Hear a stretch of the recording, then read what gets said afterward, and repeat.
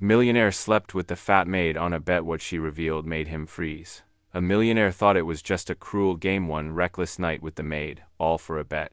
But years later she shows up at his mansion, with a little boy who whispers, "Mommy says you're my daddy." Suddenly, his empire of money and pride is crumbling. The maid isn't here for revenge, she's here with a truth that could destroy everything.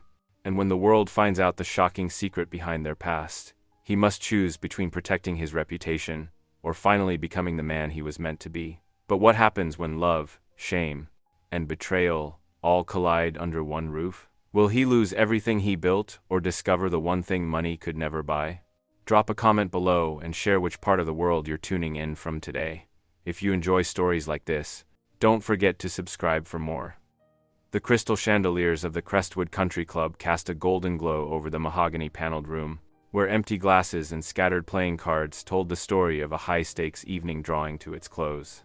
Josiah Reeves leaned back in his leather chair, his silk tie loosened, watching the amber liquid swirl in his glass as laughter echoed around him.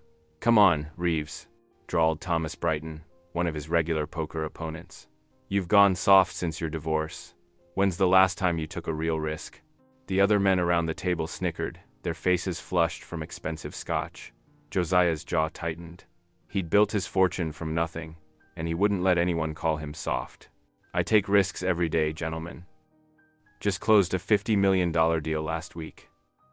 Business doesn't count," said another man, pointing toward the hallway. "Look at that maid over there. Bet you wouldn't have the guts to seduce her." Through the doorway, Josiah spotted Sophie Alvarez quietly going about her work, her dark hair pulled back neatly, her uniform clean but clearly worn. She kept her eyes down as she moved, trying to be invisible to the wealthy men whose messes she cleaned. 5,000 says you can't do it," Brighton challenged, his words slightly slurred. Pride in alcohol clouded Josiah's judgment. "Make it 10,000, he said, standing up and straightening his jacket. The men whooped and laughed as he strode across the room. Sophie was emptying a trash bin when Josiah approached. "Excuse me," he said smoothly, flashing the smile that had closed countless deals. "I couldn't help but notice you from across the room." She looked up, startled, her cheeks flushing. "Sir? Please, call me Josiah." He moved closer, watching her shrink slightly. "You have beautiful eyes, you know that?" I should get back to work," Sophie stammered, clutching her cleaning supplies like a shield. "Just give me 5 minutes of your time," Josiah pressed, touching her arm gently. He could hear his friends watching, could feel their eyes on his back. "Let me get to know you better." Sophie glanced around nervously, unused to such attention from the club's wealthy patrons. Confusion and embarrassment played across her face as Josiah continued his practiced charm offensive, wearing down her defenses with sweet words that meant nothing to him. Later, as Josiah made his way to his waiting limousine, he smirked at the fresh stack of bills in his pocket. His friends' raucous laughter still rang in his ears as they'd paid up, congratulating him on his conquest. Inside the club's cleaning supply closet, Sophie sat on an overturned bucket, her shoulders shaking with silent sobs. The harsh chemical smell of bleach couldn't mask the scent of expensive cologne that still clung to her uniform. A reminder of how easily she'd let herself believe that someone like him could actually see her. Sunlight streamed through floor-to-ceiling windows, painting golden rectangles across Josiah's imported marble floors. The massive, glass-walled mansion perched on top of the hill offered spectacular views of the city below, but Josiah barely noticed anymore. He stood in his kitchen, wrapped in an expensive silk robe, staring into his black coffee as if it might hold answers to questions he didn't know he had. "Your schedule for today, sir," called out Thompson, his butler, placing a leather portfolio on the granite counter. 3 board meetings, lunch with the investors from Singapore, and the charity gala committee at 4 o'clock. Josiah nodded absently, taking a sip of the bitter liquid. The house felt cavernous around him, every footstep echoing off marble and glass. Despite the army of staff that kept his life running smoothly, the maids, the gardeners, the chef, who'd prepared the fresh fruit arranged artfully on a silver platter before him, something felt hollow.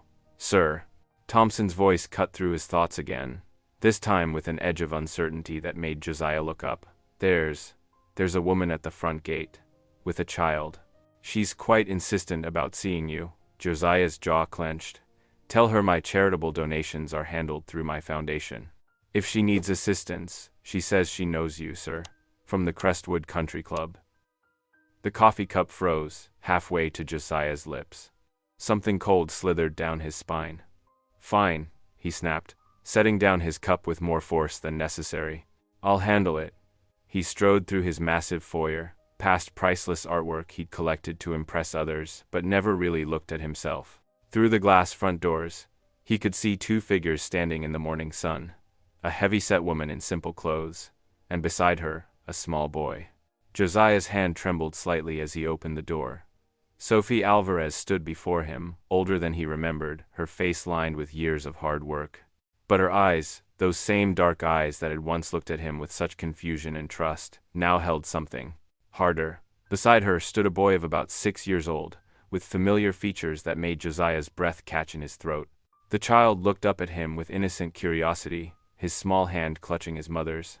"Mommy says you're my daddy," the boy whispered, and Josiah felt the world tilt beneath his feet. He gripped the doorframe, his perfectly ordered life crumbling around him. Sophie reached into her worn purse and pulled out a plain manila envelope. With steady hands, she held it out to him. "You know this is true," she said quietly, her voice carrying the weight of 6 years of silence. Josiah stared at the envelope, his heart pounding against his ribs, as the morning sun continued to shine indifferently on his perfect, empty world. The marble foyer felt colder than usual as Josiah led Sophie and Mateo to the formal sitting area. Sophie perched on the edge of an expensive leather couch, her work-worn hands folded neatly in her lap, while Mateo explored the room with wide-eyed wonder. Josiah's hands trembled slightly as he opened the envelope and began pulling out photographs. His breath caught in his throat. Baby pictures, first steps, birthday parties with simple decorations and beaming smiles.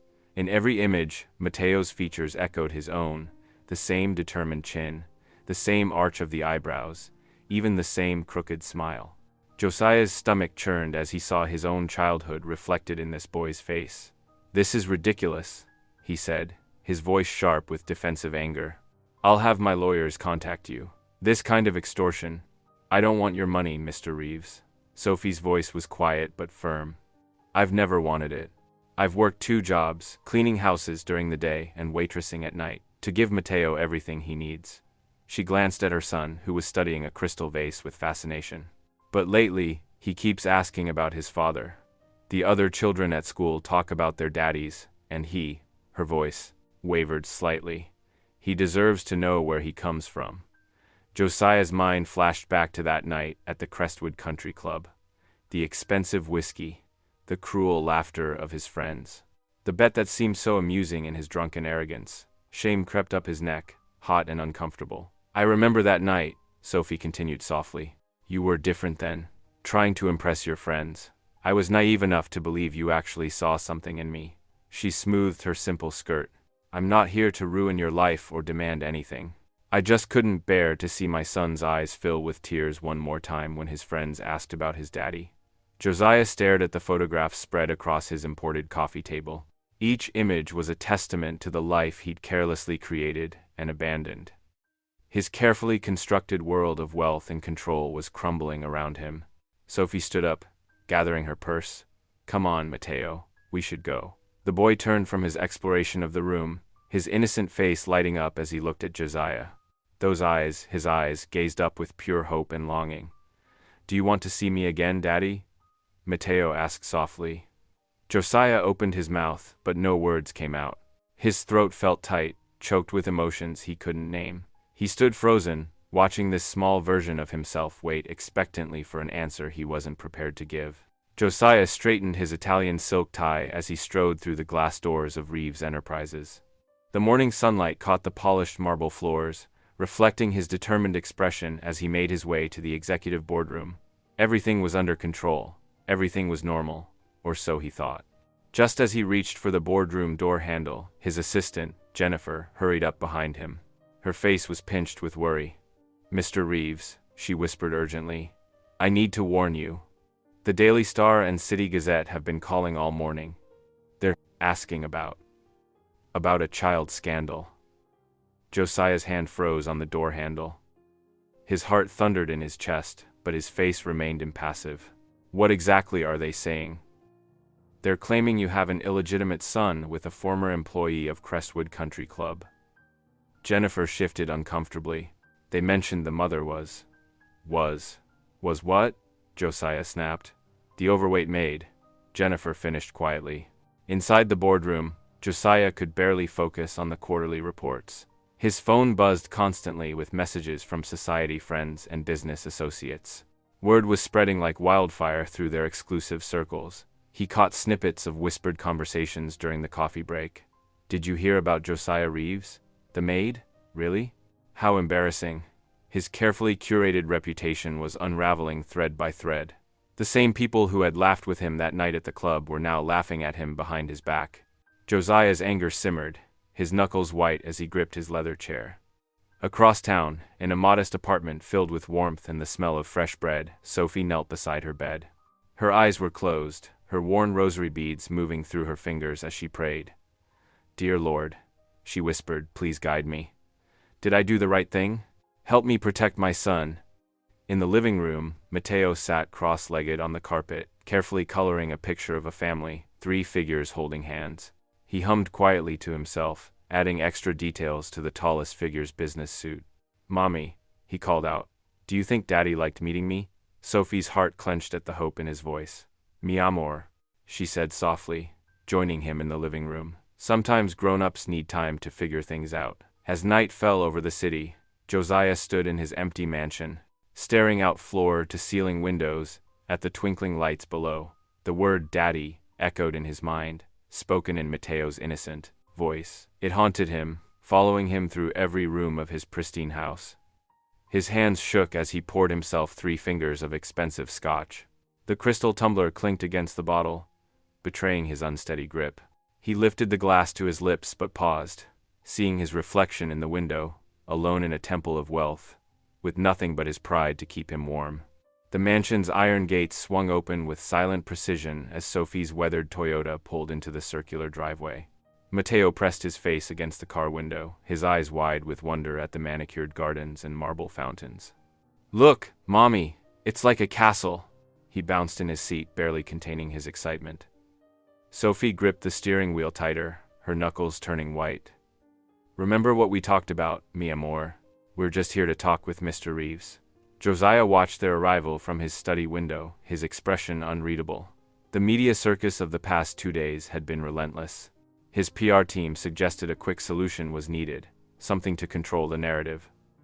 The butler led them through the echoing foyer into Josiah's private study. Dark wooden shelves lined the walls, and leather-bound books stretched from floor to ceiling. Matteo's eyes darted everywhere, taking in the globe that stood taller than him, and the massive desk that made his father look like a king on his throne. Thank you for coming, Josiah said stiffly, motioning them to sit. I have a proposition. Sophie perched on the edge of the leather chair, her hands folded in her lap. We're listening. The situation requires management, Josiah began, choosing his words carefully. I propose you and Matteo stay here, in the mansion, for a few weeks. It will give us time to conduct proper DNA testing and decide how to proceed. Matteo's face lit up. We get to live in the castle? Temporarily, Josiah emphasized, avoiding the boy's eager gaze. Sophie's voice was steady but firm. And what exactly would this arrangement entail? You'll have the East Wing guest suite, complete privacy. My staff will attend to your needs. Josiah leaned forward. It's the most practical solution for everyone involved. For Matteo, Sophie corrected him. I'm agreeing to this for Matteo. As they spoke, whispers already rippled through the mansion's staff.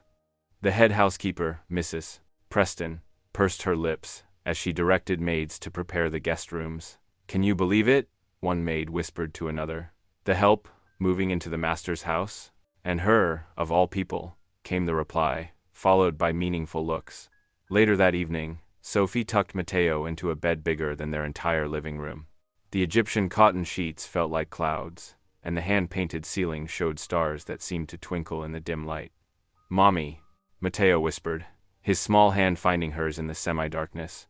It feels like a dream. Sophie bent down and kissed his forehead, grateful that the shadows hid the worry in her eyes. She smoothed his dark hair, so like his father's, and forced a smile. Sweet dreams, mi amor. Her touch lingered on his cheek, knowing that dreams, even the most beautiful ones, could sometimes turn into nightmares. Sunlight streamed through the mansion's floor-to-ceiling windows, casting warm squares across the marble breakfast room floor.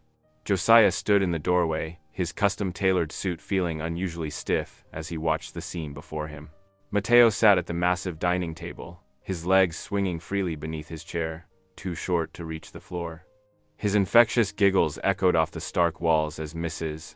Peterson, the cook, placed another Mickey Mouse-shaped pancake on his plate.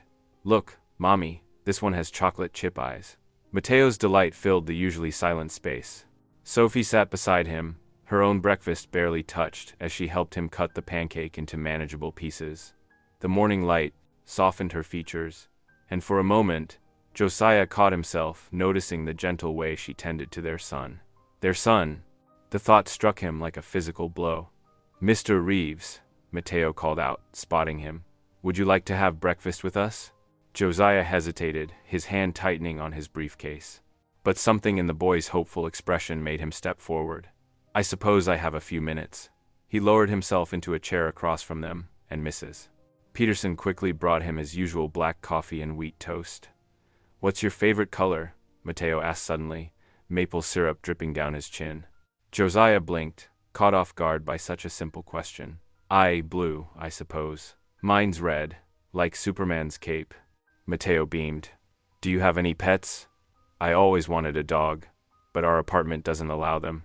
"No, I don't have pets," Josiah answered, finding himself adding, "though I had a golden retriever when I was about your age." "Really?"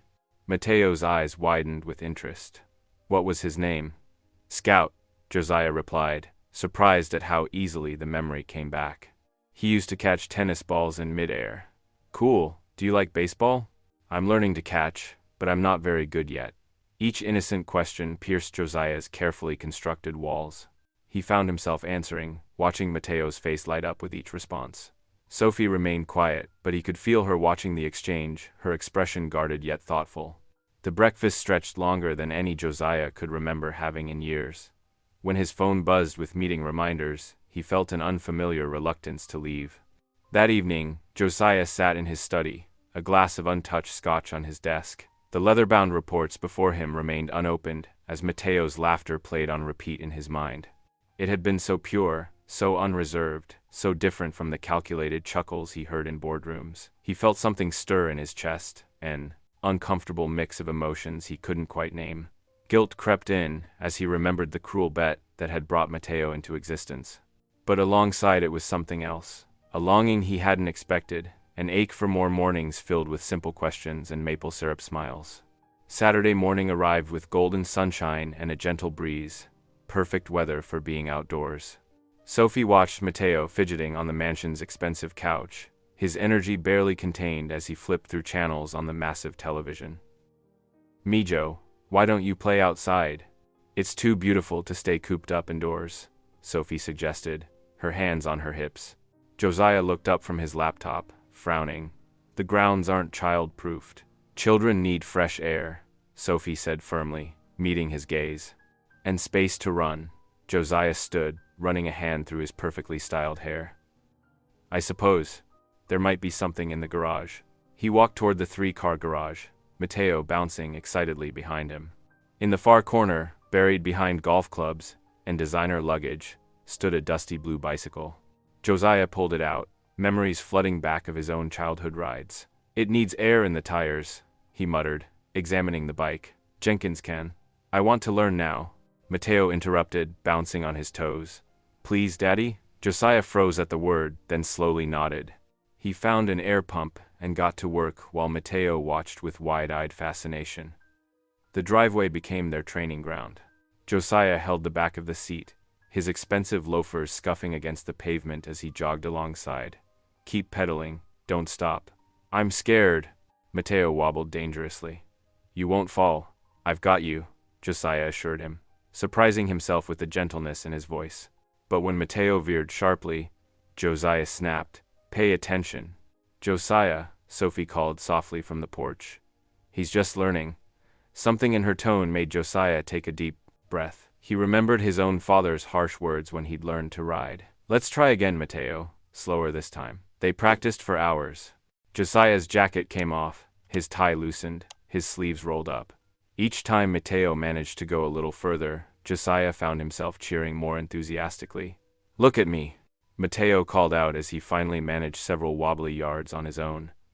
I'm doing it. That's it. Josiah shouted, a genuine smile spreading across his face. Keep going. He caught Sophie's gaze from the porch. She was wiping tears from her eyes, watching father and son together. For a moment their eyes locked, and Josiah saw something there. Hope, perhaps, or forgiveness. He quickly looked away, uncomfortable with the emotion building in his chest. By evening, Matteo could barely keep his eyes open at dinner. Sophie carried him to bed, his small body limp with exhaustion but his face peaceful and happy. Later, Josiah passed by Matteo's room during his nightly walk through the mansion. The door was slightly ajar, and moonlight spilled across the sleeping boy's face. Without thinking, Josiah whispered softly, "Good night, son." Monday evening cast long shadows through the mansion's floor-to-ceiling windows. In the gleaming professional kitchen, Sophie stood her ground against Chef Bernard, who crossed his arms with obvious disapproval. "Madame, I have prepared Mr. Reeves' meals for 7 years." He protested, his French accent thick with indignation. "Just for tonight," Sophie said firmly, already pulling ingredients from the pantry. "My son needs a taste of home." Josiah walked in, drawn by the unusual sounds of pots clanking. "What's going on here? I want to cook dinner tonight," Sophie explained, meeting his eyes steadily. "Real Mexican food, like my mother taught me."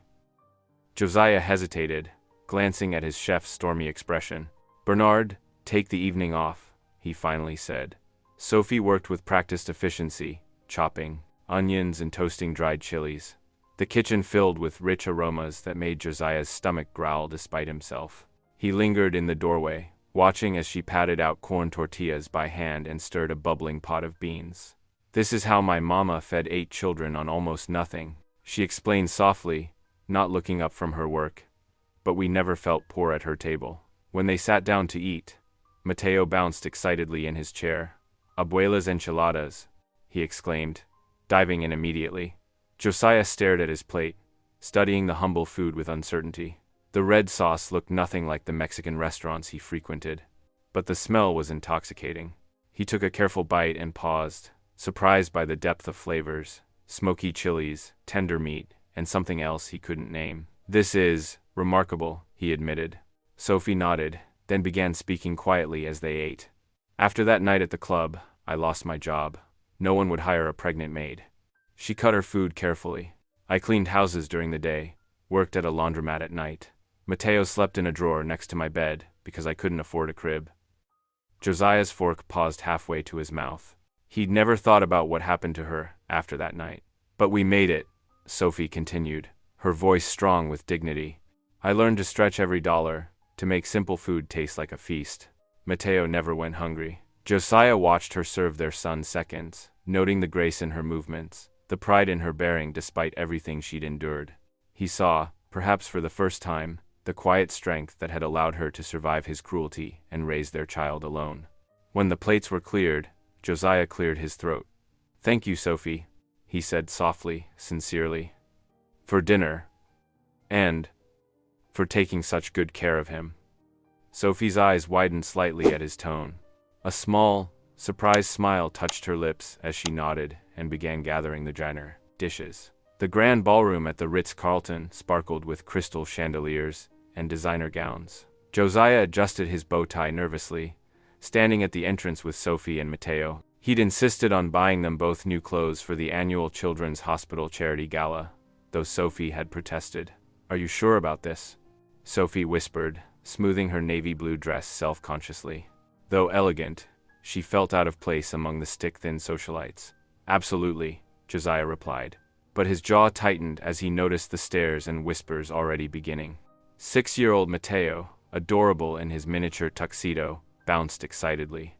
"Everything's so shiny, Daddy." As they made their way through the crowd, the whispers grew more audible. 2 women in designer gowns barely bothered to lower their voices.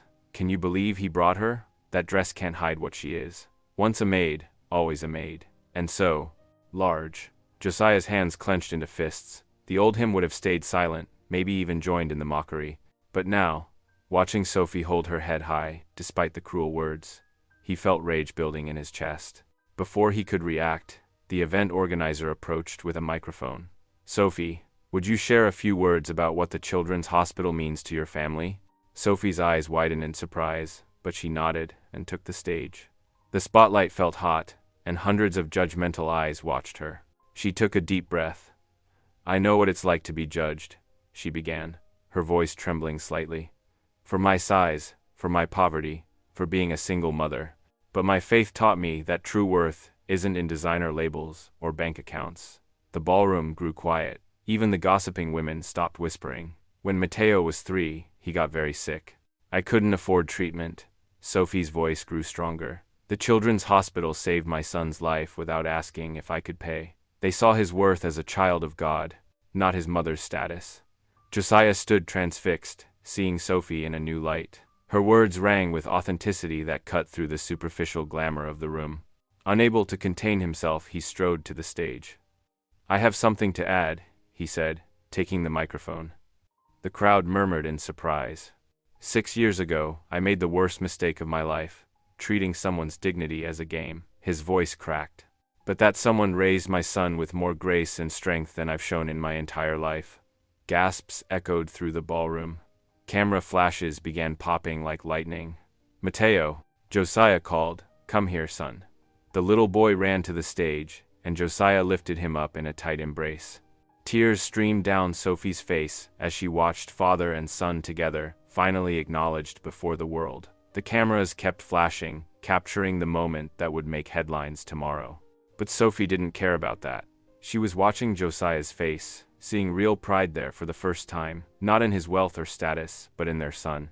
The morning sun streamed through the mansion's windows, but its warmth couldn't reach the chill spreading through Sophie's heart.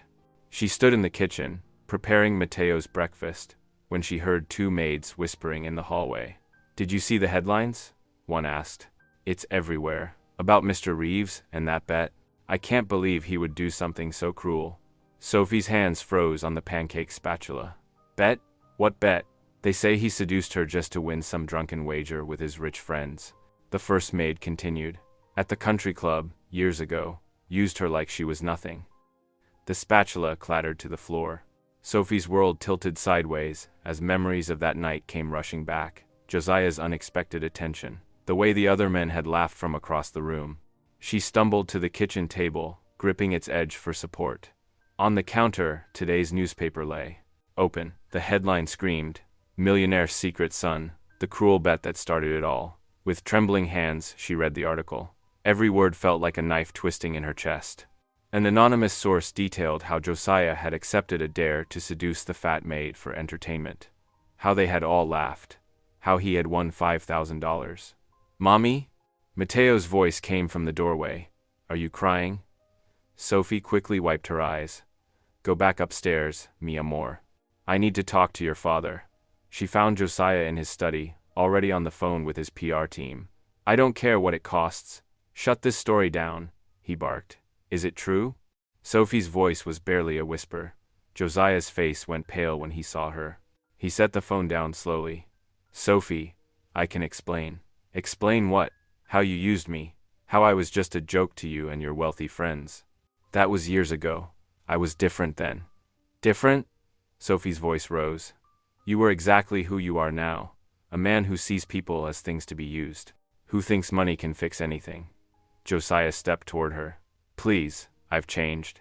These past weeks with you and Matteo were what? Your attempt to buy forgiveness? To protect your reputation?" Tears streamed down Sophie's face. "I thought I saw something good in you. But you're just like all of them, looking down on the poor maid, thinking she should be grateful for your attention." She turned and rushed upstairs to the guest room, pulling out their suitcases. Her hands shook as she threw clothes inside, barely seeing through her tears. Matteo appeared in the doorway, confused. "Mommy? Why are you packing?" "We're leaving, mi amor." She zipped the suitcases shut and took his small hand. Josiah stood at the bottom of the grand staircase, his face ashen. "Sophie, please don't do this. I'll make it right." Sophie lifted her chin, meeting his eyes with cold dignity. "We're leaving. You're no better than the rest. Night crept across the Mosa mansion's vast grounds, casting long shadows through empty halls that had briefly known the sound of a child's laughter. Josiah stood in the doorway of his living room, staring at the scattered reminders of Mateo's presence. A toy car beneath the coffee table, a half-finished coloring book on the sofa, and tiny fingerprints on the window glass. He bent down and picked up a stuffed dinosaur, its soft fabric worn from being clutched in small hands. The weight of it felt impossibly heavy in his palm. Just yesterday, Mateo had made it dance across the breakfast table, creating stories that had made even Josiah smile. His phone buzzed. Another message from his PR team about the growing scandal. He didn't need to read it. The headlines were everywhere. Millionaire's cruel bet exposed. Reeves' empire built on heartless pride. Even his closest business associates were distancing themselves. Walking to his private bar, Josiah reached for his usual scotch but stopped. The amber liquid reminded him too much of that night at the country club, of cruel laughter and a bet that had destroyed lives. Instead, he wandered to the grand piano in the corner, a showcase piece he'd bought to impress guests. Sitting at the keys, Josiah placed his fingers on the ivory but couldn't bring himself to press down. The silence felt appropriate somehow. What right did he have to make music when he'd treated human hearts like gambling chips? His phone rang. The caller ID showed one of his regular poker buddies. Josiah watched it go to voicemail, knowing the pattern by now. His wealthy friends had vanished like morning mist, not wanting their names tainted by association. The same people who had laughed at his cruel bet years ago now pretended they'd never known him. Rising from the piano bench, Josiah's feet carried him to his library. Books lined the walls, first editions he'd collected to prove his sophistication but had never read. On a bottom shelf, covered in dust, sat his grandmother's Bible. He remembered her reading it every evening, finding comfort in its pages while raising him alone in their tiny apartment. With trembling hands, he pulled it free. The leather was cracked with age, the pages yellow and soft. His grandmother's handwriting filled the margins, prayers, hopes, and wisdom he'd ignored in his rush to escape poverty. Sinking into his leather armchair, Josiah clutched the Bible to his chest. The mansion's silence pressed in around him, highlighting how hollow his empire had become. All his wealth, all his power, meant nothing without love, without family. Exhaustion washed over him, years of pride and pretense crumbling away. As his eyes grew heavy, Josiah held the Bible closer, like a child seeking comfort. In the darkness of his library, surrounded by the trappings of success that now felt meaningless, he drifted into an uneasy sleep. Sunlight streamed through the library's tall windows, warming Josiah's face as he stirred from his uncomfortable sleep in the leather armchair. His grandmother's Bible still rested against his chest, its familiar weight somehow comforting. The morning light caught the gold-leaf pages, creating a soft glow that reminded him of Sunday mornings long ago. Josiah straightened, his back stiff from sleeping in the chair. With careful hands, he opened the Bible, finding pages filled with his grandmother's neat handwriting. Her words jumped out at him. Pride goes before destruction, but humility comes before honor. He traced her familiar script with his finger, remembering how she'd worked 3 jobs to raise him after his parents died. Despite their poverty, she'd never lost her dignity or her faith. Josiah, she used to say, true wealth isn't in your wallet, it's in your heart. For hours, he sat reading, rediscovering stories of redemption and forgiveness. Each verse seemed to speak directly to his soul, cutting through years of pride and pretense. By mid-morning, he knew what he had to do. Josiah called his financial advisor. "Sell the yacht," he said firmly, all 120 feet of it. His advisor protested, but Josiah remained resolute. Use the money to set up a scholarship foundation for single mothers trying to get an education. Next, he contacted his PR team, not to manage the scandal, but to announce the foundation. No fancy press conference, just a simple statement. The Sophie Alvarez Scholarship Fund will provide full tuition and childcare support for single mothers pursuing higher education. The news spread quickly through social media. Some called it a publicity stunt, but Josiah didn't care. For the first time in years, his actions weren't about appearances. Word reached Sophie through her church community. She watched the news clip on her phone, Mateo peering over her shoulder. Her expression remained guarded, but something flickered in her eyes, a cautious hope, perhaps. That afternoon, Josiah drove his own car, not his usual chauffeured luxury sedan, to St. Michael's food pantry. The volunteer coordinator looked surprised when he walked in, wearing jeans and a simple button-down shirt instead of his usual tailored suits. "I'd like to help," he said quietly. "Whatever you need." They put him on soup duty, standing behind a steam table with a ladle in his hand. His movements were awkward at first. He'd never served anyone before. But as each person came through the line, he found himself looking them in the eye, really seeing them. "God bless you," an elderly woman said as he filled her bowl. Josiah's throat tightened. He thought of his grandmother, of Sophie, of all the people he'd looked down on from his tower of pride. "God bless you too," he whispered back, and meant it. The Saturday morning sun painted St. Michael's food pantry in warm light as Josiah ladled soup into bowls, his sleeves rolled up past his elbows. He'd fallen into a steady rhythm over the past week, learning the regulars' names and their preferred portions. His concentration broke at the sound of a familiar giggle. Josiah looked up to see Matteo bouncing through the pantry doors, holding Sophie's hand. His heart stopped for a moment. Sophie wore simple jeans and a purple t-shirt, her hair tied back in a practical ponytail. She froze when she saw him, clearly not expecting to find him there. "Daddy." Matteo broke free from his mother's grip and ran toward Josiah, who barely had time to set down his ladle before the boy crashed into his legs. The volunteer coordinator approached Sophie. "Oh good, you're here. You know the routine. We need help sorting donations today." Sophie nodded, her eyes still fixed on Josiah. "I've been volunteering here for 5 years," she explained quietly, more to Josiah than anyone else. Josiah swallowed hard. "I didn't know." They worked side by side in the cramped space behind the serving counter. Josiah noticed how Sophie knew exactly where everything was, how she greeted regulars by name, how she slipped extra bread to mothers with children. She moved with the confidence of someone completely in their element. For hours, Josiah worked without complaint, lifting heavy boxes, mopping floors, doing whatever needed doing. Sweat darkened his shirt, but he kept going. This wasn't for show. He needed to prove that through actions, not words. Matteo helped too, carefully arranging fruit in baskets. Every few minutes, he would look up at Josiah with pure adoration. During a quiet moment, Matteo tugged on Josiah's pant leg. "I missed you, Daddy," he whispered. Josiah's eyes welled up. He crouched down to Matteo's level, work-roughened hands gentle on the boy's shoulders. "I missed you too, son. So much." Sophie watched this exchange, her expression softening slightly. She'd seen Josiah working all morning without complaint or pretense. It was different from the polished businessman she'd known. As the pantry closed for the day, Josiah offered to walk them home. The streets of Sophie's working-class neighborhood were alive with the sounds of children playing and families gathering for dinner. Josiah lifted Matteo onto his shoulders, the boy's delighted squeals echoing off the modest apartment buildings. Sophie walked beside them, stealing glances at Josiah. The setting sun caught his face, and she saw something new there. Humility, perhaps, or peace. For the first time since learning about the bet, she allowed herself to wonder if people really could change. Sunlight filtered through the stained glass windows of St. Catherine's Chapel, casting rainbow patterns across the worn wooden pews. Sophie sat in her usual spot, third row from the front, with Matteo fidgeting beside her in his Sunday best. The small congregation filled the modest church with gentle hymns. A door creaked at the back. Sophie didn't turn, but she felt a shift in the air. Josiah Reeves, wearing a simple gray suit without his usual expensive accessories, slipped into the last pew. He looked different, humbled, nervous even. His hands clasped tightly in his lap as the priest spoke about forgiveness and new beginnings.